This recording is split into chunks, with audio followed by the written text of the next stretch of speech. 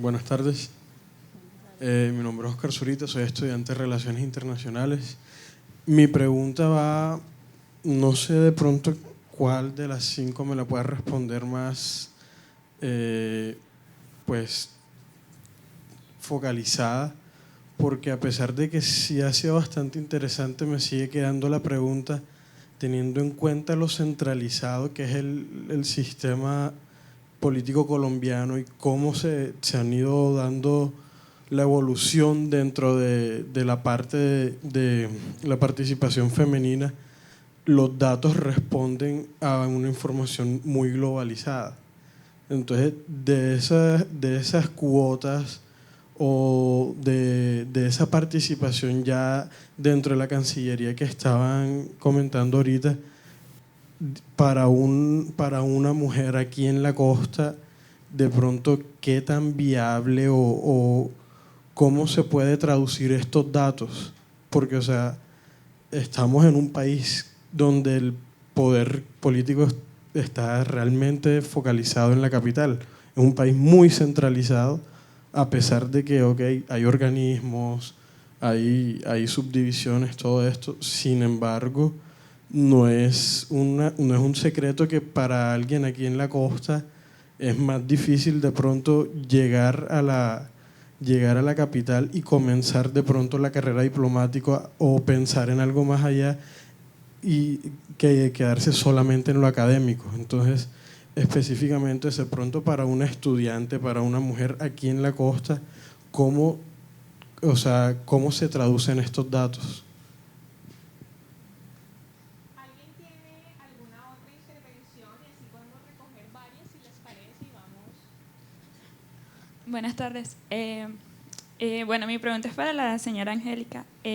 Usted dijo en la intervención que en los votos perdidos, o sea, no sé si es que yo le entendí mal, pero no entendí esa parte de los votos perdidos, eso, si pensamos intuitivamente, utilicé esa palabra, afecta más a las mujeres. Entonces no entendí por qué afectaría más. Ya, eso era. Hola, mi nombre es Jennifer, estudio negocios internacionales y yo quería saber cómo cómo el papel de representante en la política, ustedes como mujeres, pueden hacerle entender al resto de personas, no solo hombres y mujeres, de que a veces la opinión de la división de género o de la inequidad de género está más polarizada dependiendo quién lo diga o quién lo exprese. Por ejemplo, alrededor de ustedes han dicho muchas cosas que, a pesar de que estemos hablando del mismo tema, se divide la posición de la inequidad de género, que obviamente la hay aquí, pero que a veces va desligada de la cultura, sino va más allá de las capacidades. O sea, cómo ustedes como representantes pueden hacer entender esta diferencia.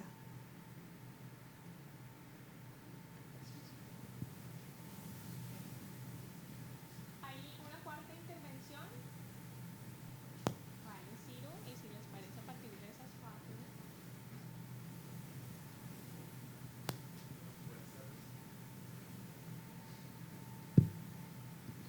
Buenas tardes, mi nombre es Ciro Murillo, yo soy estudiante de acá del programa de Ciencia Política y Gobierno de la Universidad del Norte y yo quisiera rescatar, antes de hacer mi pregunta, una consideración que hizo la profesora Angélica en el sentido de que el colectivo de mujeres no puede verse como algo uniforme, es decir, que dentro del mismo colectivo de mujeres existen, digamos, diferencias que también responden a criterios territoriales.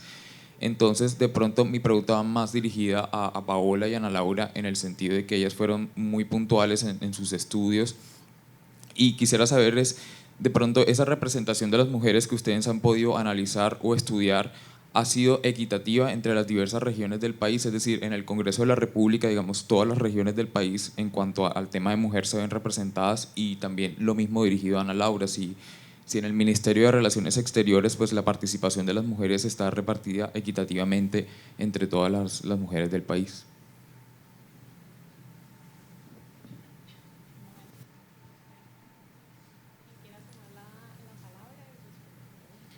Pues yo puedo decir un par de cosas. yo he hecho trabajos para quien preguntó sobre las particularidades regionales. Pueden encontrar mis artículos anteriores publicados y ahí yo hago análisis desagregados, digamos, regionalmente, intentando leer esas diferencias regionales. Entonces te invito, por internet están todas mis publicaciones, ahí puede que encuentres información más desagregada, pues que sea de tu interés.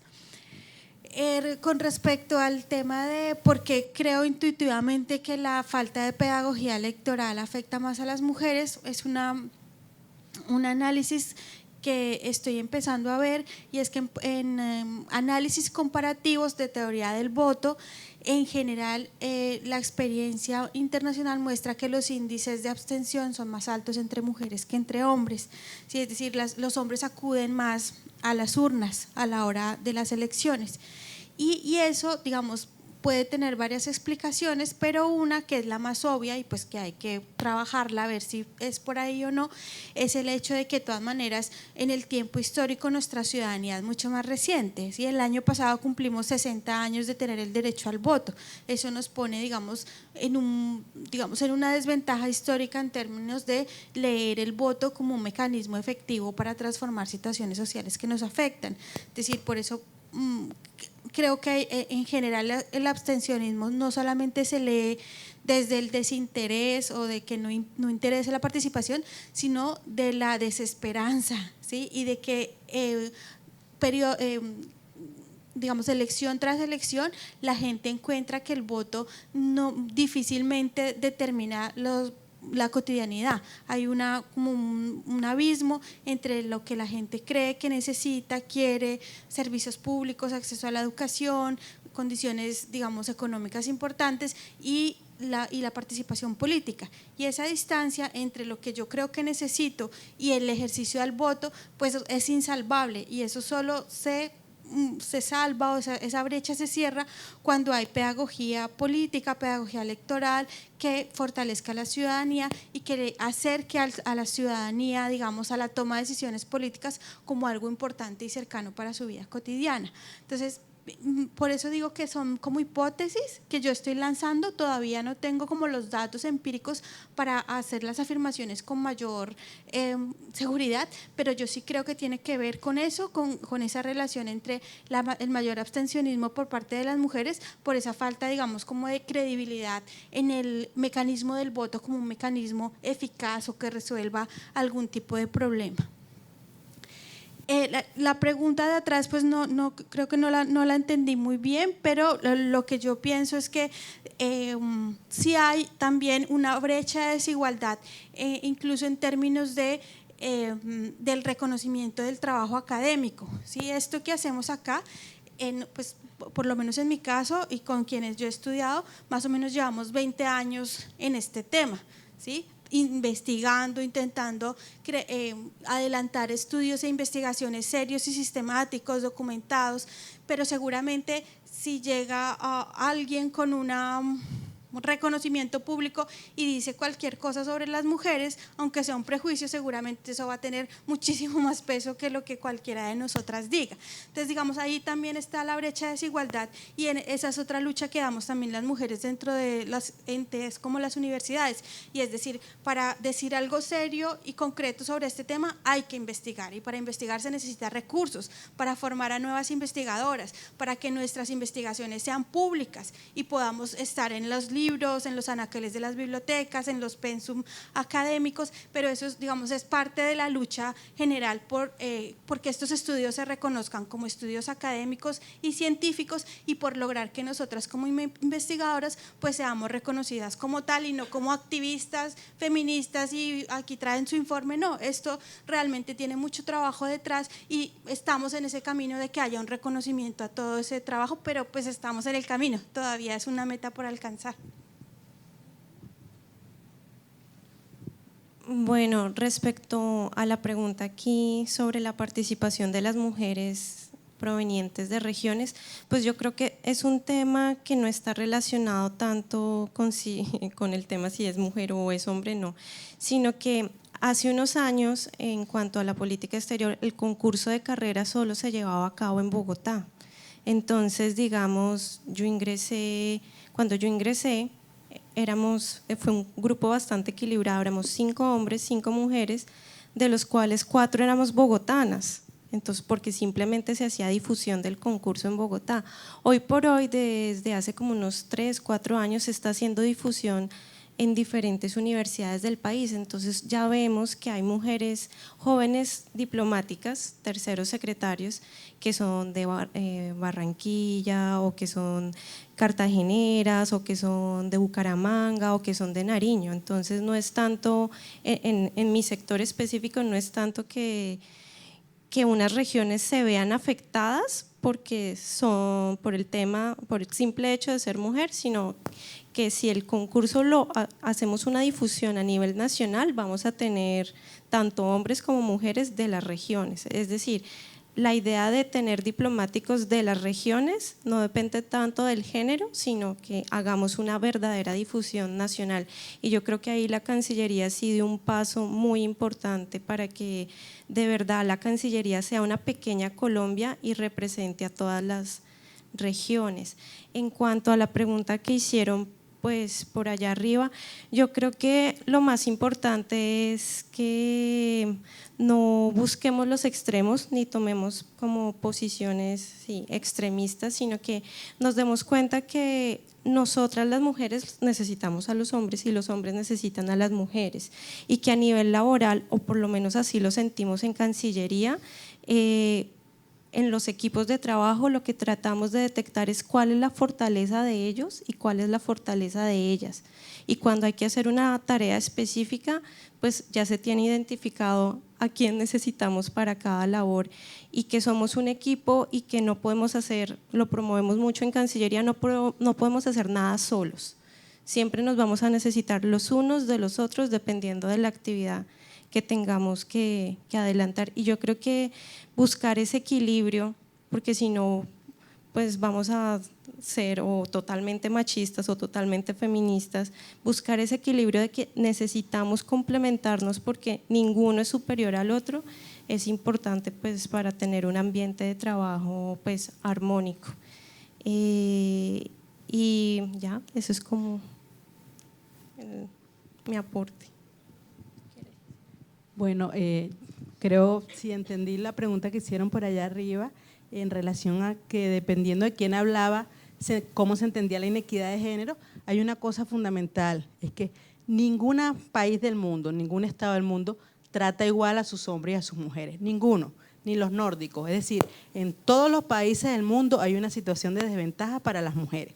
Empezando por allí, o sea, no hay igualdad en ningún lado. Entonces, cuando hablamos de por qué es necesario visualizar eso, fíjense hasta dónde llega este tema, solamente por ponerles un ejemplo. Actualmente en Hungría hay un régimen autoritario, totalitario, y acaba de prohibir los estudios de género, ¿ok? Para que ustedes vean la resistencia todavía que hay en estos temas de los estudios de género. Y una cosa importante, no es la única, pero para entender la necesidad de diferenciar y de hacer análisis desagregados por género, que no es el único elemento, porque como señalaba Angélica, hay que tomar en cuenta también lo que implica la clase social, el origen étnico y otros componentes, como ustedes lo han señalado aquí, la territorialidad, que son componentes que son fundamentales para la identidad de la persona, pero hay 4 componentes mínimos que hay que analizar para el estudio de estos temas que estamos planteando hoy. Uno es la división de los espacios en público y privado. Aunque las mujeres han hecho el salto al mercado laboral, insertándose además en el ámbito público, no se ha hecho el salto al reverso, es decir, los hombres no han copado los espacios privados y por tanto todavía al día de hoy se cree que los temas de las mujeres son los temas de la familia, cuando no es así. Es decir,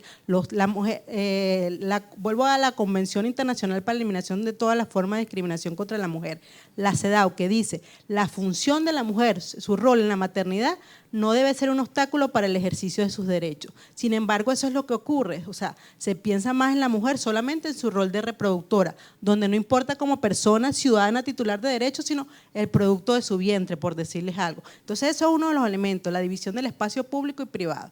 El otro tema que hay que señalar es la estratificación de género, donde se le da más valor a aquello que se considera propio de los hombres. Entonces, así como la clase social crea una estratificación, pues el género también crea una estratificación. Y eso hay que visibilizarlo y desmontarlo. Otro elemento que lo señalamos casi todas son los roles y los estereotipos de género, ¿verdad?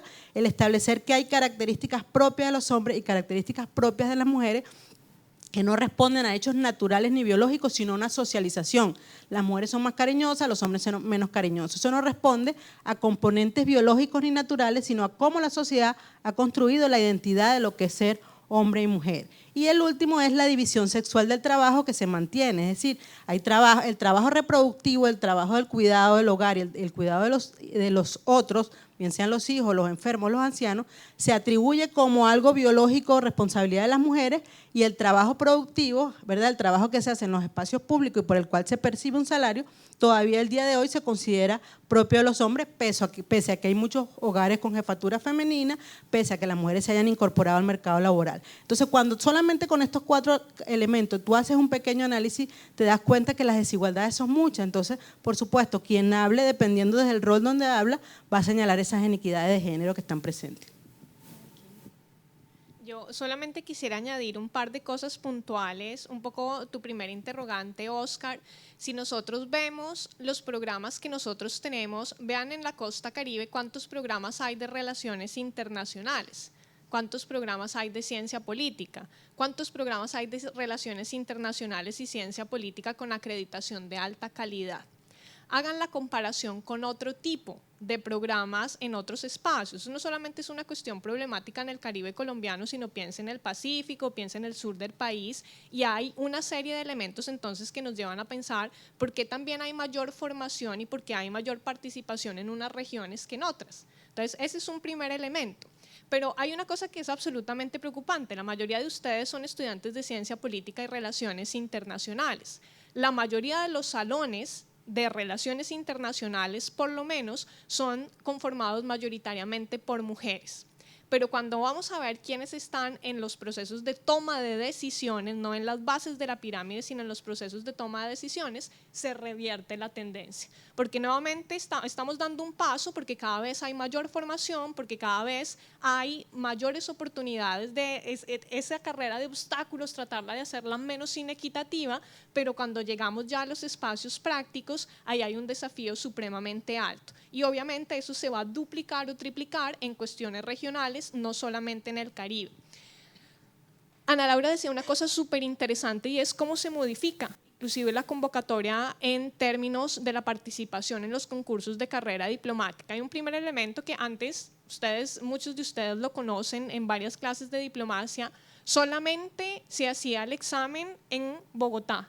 Eso significa entonces que había muchos obstáculos que hacían de primerazo y de entrada que no pudiera haber participación. Un segundo obstáculo en el cual se ha ido avanzando son las cuestiones económicas. El primer año de formación, era el caso, nos comentaban a Laura en el almuerzo, a ella no le pagaron su primer año. Ahora hay un subsidio, ahora hay una clase de incentivo económico que hace que las personas que provienen de otras regiones, incluyendo la región Caribe, tengan menos obstáculos para poder incorporarse y que no sea una cosa absolutamente centralizada. Entonces hay avances, pero hay una cantidad todavía de elementos en los cuales desarrollarse. Hay una cuestión interesante y es las sociedades finalmente van a dar muestra de cuáles son los insumos que tienen.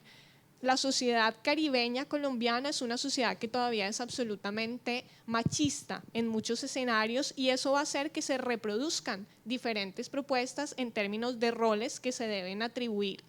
Y hay otro elemento que a mí me gustaría añadir o recalcar que tiene que ver con los procesos de investigación. Los procesos de investigación son absolutamente importantes en este tipo de contextos. En los programas de relaciones internacionales por un desarrollo de la disciplina tenemos todavía muchos desniveles en términos de los temas que son preocupantes porque son los temas que nos han vendido como relevantes y pareciera ser en muchas oportunidades que los temas de las mujeres no son relevantes cuando es uno de los pilares de la democracia. Además, otra invitación puntual, los temas de las mujeres no son preocupación exclusiva de las mujeres.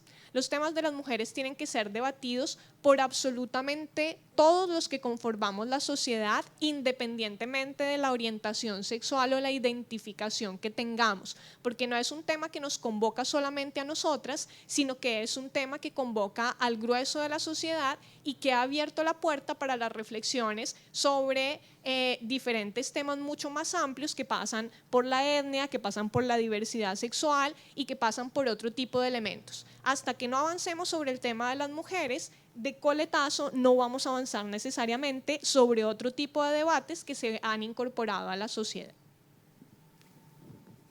Bueno, yo también para concluir quisiera resaltar algo y bueno, con la pregunta de la participación de las mujeres en proporción pues a las regiones y pues todavía pues hay como una debilidad en cuanto a promover la participación en las asambleas, en las corporaciones, que podríamos decir que es un primer paso para luego pasar a esas candidaturas de representantes a la Cámara o de senadores. Claro, un primer paso en un mundo ideal de que obtengan votos de opinión, ¿verdad? Porque la mayoría pues, de las legisladoras que han logrado obtener escaños ha sido pues, o a través de listas cerradas o también porque tienen un fuerte vínculo también de tradición política de sus familias y así pues es mucho más fácil obtener esos votos.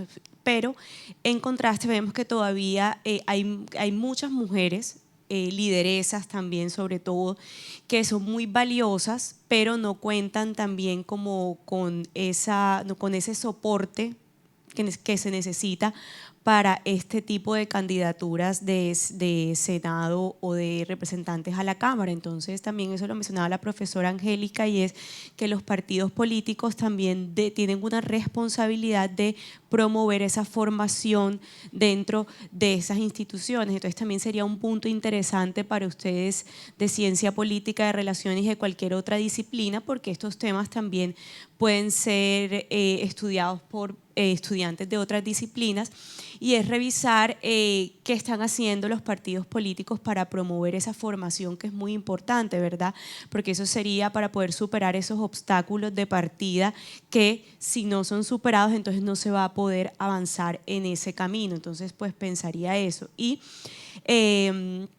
también con respecto a la pregunta pues de qué podemos hacer nosotros o como representantes de esto, y es efectivamente promover estos espacios, mostrar, así como la profesora Angélica que lleva 20 años aproximadamente, se ve bastante joven, o sea que inició hace bastante este trabajo y lo continúa haciendo. Entonces, como dice ella, no es solo, yo llevo 20 años haciendo este trabajo con datos y de pronto pues a veces pueden citar a cualquier comentario pues de una persona que puede ser algún comentario sexista, como se centran en que la persona llegó despeinada o que la mujer es que ha subido de peso. Ay, es que una vez yo estaba en un bus y escuché que él decía, ay, la mujer de Gustavo Petro está gorda, ¿no la has visto? Ese tipo de comentarios que hacen es con respecto a la apariencia física, más de pronto cuál es la formación profesional de esa mujer que está acompañando a ese representante político, o de las mismas mujeres cuáles son sus fortalezas. Entonces también es como nosotros como estudiantes, como ciudadanos, como profesionales, también a veces evitar por completo esos micromachismos que creo que a veces no nos damos cuenta.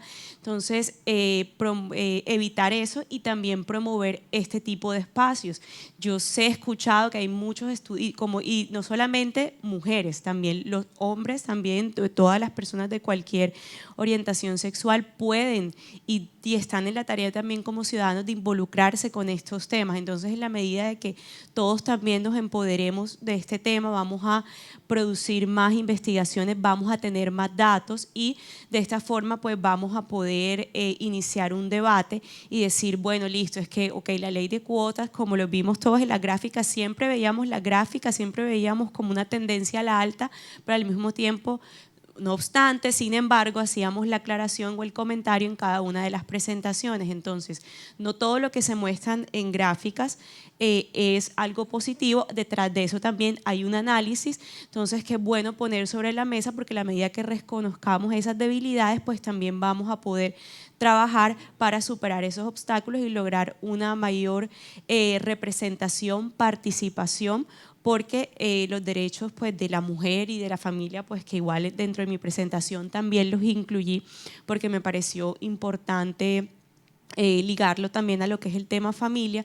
Entonces, en esa medida, pues también va a ser positivo para todos como miembros pues, de esta sociedad.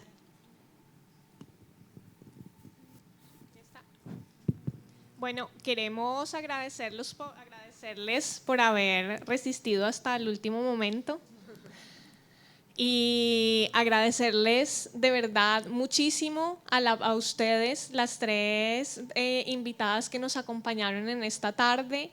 Nos dejan material para trabajar infinitamente en una cantidad de asuntos. Esperamos, como hablábamos un poquito más temprano, poder hacer confluencias, poder dar que este sea el inicio de relaciones productivas y de cuestiones académicas más intensas. Y a ustedes agradecerles por el acompañamiento que han hecho esta tarde en la Cátedra Global e invitarlos a que sigan participando en las demás actividades, específicamente las que se promueven, obviamente, del Departamento de Ciencia Política y Relaciones Internacionales. Muchas gracias, hasta luego.